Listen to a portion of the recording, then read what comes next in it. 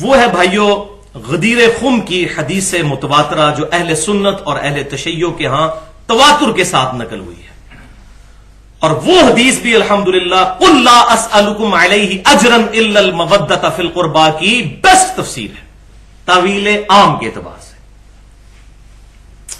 یہ حدیث اہل سنت کے ہاں صحیح مسلم میں اوپر تلے 4 اسناد امام مسلم لے کر آئے ہیں، المتوفى 261 ہجری، 4 طرق سیدنا زید ابن ارقم رضی اللہ تعالیٰ عنہ سے۔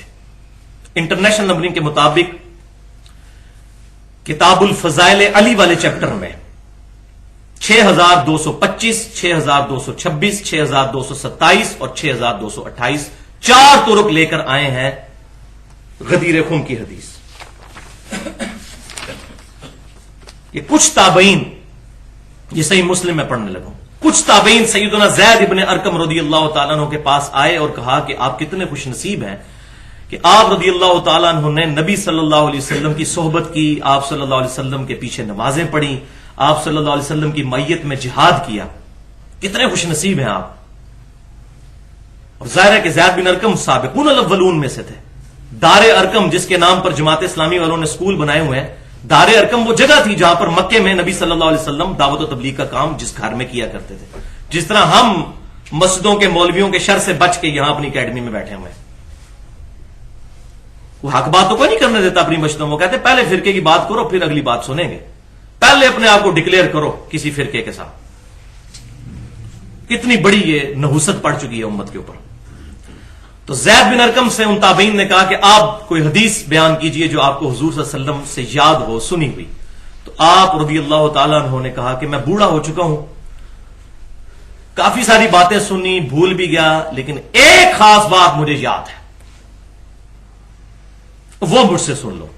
اور وہ سنائی کیوں کہ یہ بنو امیہ کا دور تھا، انہوں نے پرٹیکولر وہی روایت سنائی جو سنانی چاہیے تھی اس وقت۔ تو فرمایا کہ نبی صلی اللہ علیہ وسلم جب اپنے آخری حج سے واپس آ رہے تھے، حجۃ الوداع سے، تو مکے سے مدینے آتے ہوئے درمیان میں غدیر خم نامی ایک جگہ پانی کے لیے وہاں پر پڑاؤ کیا آپ صلی اللہ علیہ وسلم نے۔ وہاں آپ صلی اللہ علیہ وسلم نے ہمیں ایک خطبہ ارشاد فرمایا، پہلے اللہ تعالیٰ کی حمد بیان کی، پھر ہمیں واضح و نصیحت کی، اور پھر اپنے خطبے کو کنکلوڈ کرتے ہوئے چند اہم باتیں ارشاد فرمائیں۔ صحیح مسلم انٹرنیشنل نمبرنگ کے مطابق 6225 سے 6228 تک 4 حدیث۔ فرمایا اے لوگو آگاہ ہو جاؤ میں بھی ایک انسان ہوں، اور یہ حدیث ہم نے اپنے منہج پہ لکھی ہوئی ہے جو اکثر اہل سنت کے علماء کو بھی نہیں آتی، حالانکہ صحیح مسلم میں اے لوگو آگاہ ہو جاؤ میں بھی ایک انسان ہوں، قریب ہے کہ اللہ کا قاصد یعنی موت کا فرشتہ میرے پاس آئے اور میں اس کی دعوت قبول کر لوں۔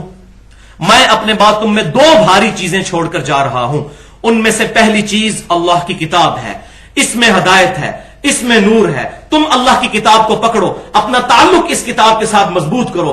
اللہ کی کتاب اللہ کی رسی ہے، جو اس کو پکڑے گا وہ ہدایت پر ہوگا، جو اس کو چھوڑ دے گا گمراہ ہو جائے گا۔ قل اعوذ باللہ تعالی واعتصموا بحبل اللہ جمیعا ولا تفرقوا، اللہ کی رسی کو مضبوطی سے پکڑ لو اور فرقہ واریت میں مت بٹو، یہ مسلمانوں کو حکم ہے۔ تو اس سے میں نے یہ مسئلہ نکالا ہے کہ جو قرآن کی دعوت سے دور ہوگا وہی فرقہ پرست ہوگا، اور جو فرقہ پرست ہوگا وہ قرآن سے دور کر دیا جائے گا، کیونکہ یہی تو انسٹرومنٹ ہے امت کو جوڑنے والا، کامن بانڈ۔ پھر زید بن ارقم کہتے رہے آپ صلی اللہ علیہ وسلم ہمیں ترغیب دلاتے رہے، ابھارتے رہے، اللہ کی کتاب، اللہ کی کتاب، اللہ کی کتاب۔ اور پھر فرمایا دوسری چیز میرے اہل بیت ہیں، میں اپنے اہل بیت کے معاملے میں تمہیں اللہ سے ڈراتا ہوں، میں اپنے اہل بیت کے معاملے میں تمہیں اللہ سے ڈراتا ہوں۔ 2 دفعہ ارشاد فرمایا، بعض روایتوں میں آتا ہے 3 دفعہ، یعنی میرے بعد ان کے ساتھ حسن سلوک کرنا، پکڑنا کتاب اللہ ہی کو ہے، اہل بیت کے ساتھ حسن سلوک کرنا ہے، کیونکہ آپ صلی اللہ علیہ وسلم کو یہ غیبی خبر دی جا چکی تھی کہ آپ کی وفات کے بعد آپ کی امت اہل بیت کے ساتھ برا سلوک کرے گی۔ اور یہ خطبہ آپ نے غدیر خم پر دیا، جہاں صرف اہل مدینہ اور اہل شام باقی رہ گئے تھے، باقی سب لوگ جا چکے تھے۔ اور انہی شامیوں نے جنگ صفین میں سیدنا علی کے ساتھ بغاوت کرنی تھی، اور انہی لوگوں نے پھر مدینے کی حرمت بھی پامال کرنی تھی واقعہ حرہ کے اندر۔ تو آپ صلی اللہ علیہ وسلم ان کو ڈرا رہے تھے، انہی شامیوں نے سیدنا حسین ابن علی کو بھی شہید کیا۔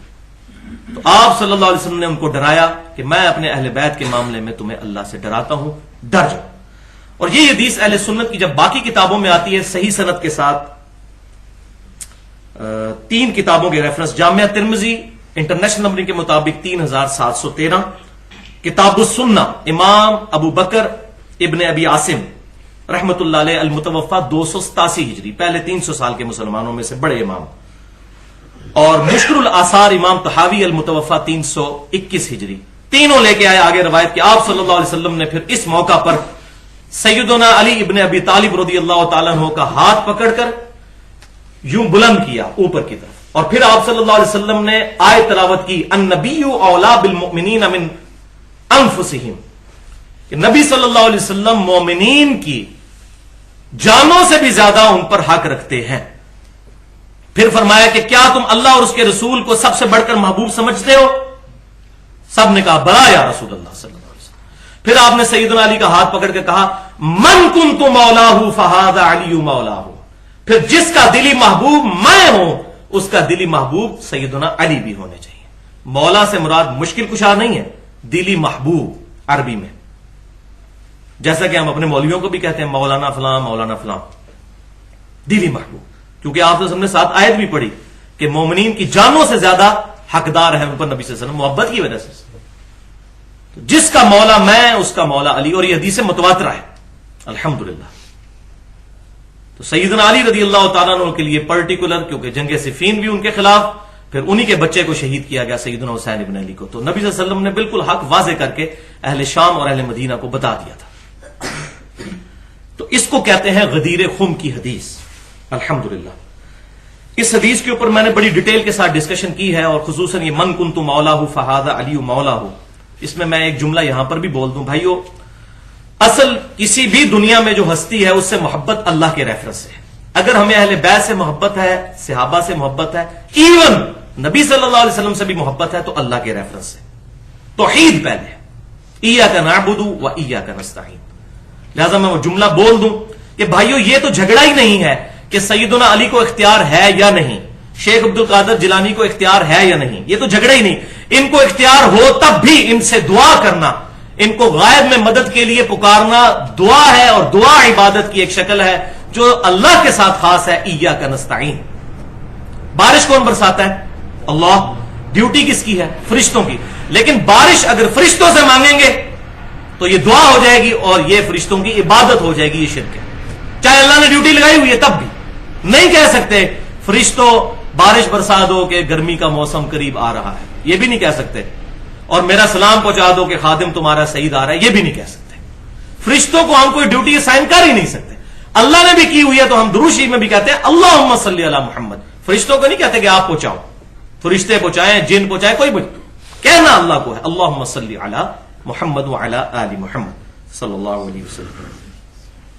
اس میں میری ایکسکلوسیو گفتگو ہے مسئلہ نمبر 3 کے نام سے اہل سنت پاک.com پر، دعا صرف اللہ ہی سے، 1 گھنٹہ اور 38 منٹ کی، اور اسی کی ایکسٹینشن مسئلہ نمبر 43 ہے توسل اور وسیلہ کے صحیح احکام و مسائل۔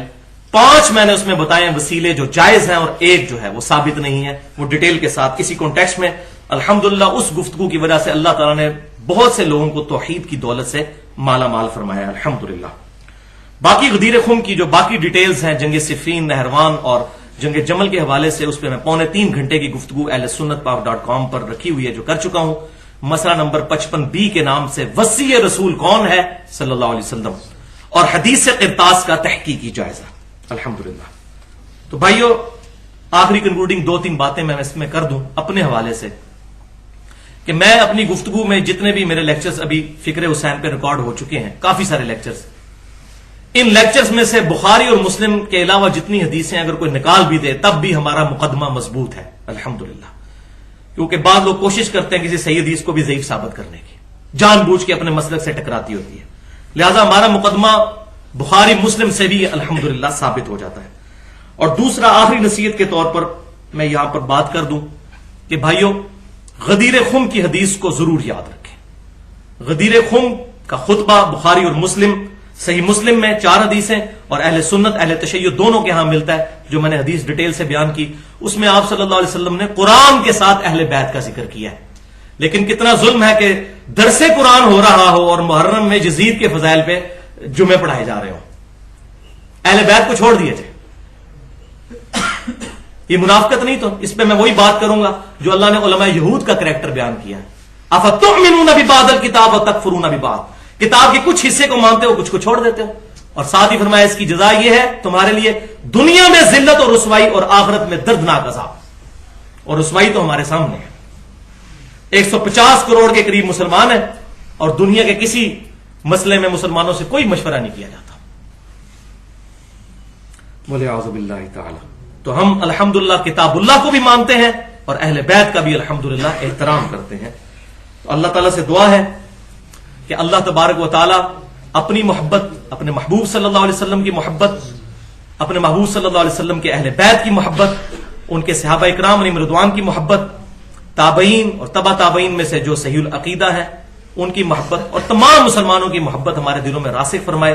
اللہ تعالیٰ ہمیں کتاب و سنت کی تعلیمات کو سلف صالحین کے فہم کے مطابق اجماع کو حجت مانتے ہوئے لوگوں تک پہنچانے کی توفیق عطا فرمائے۔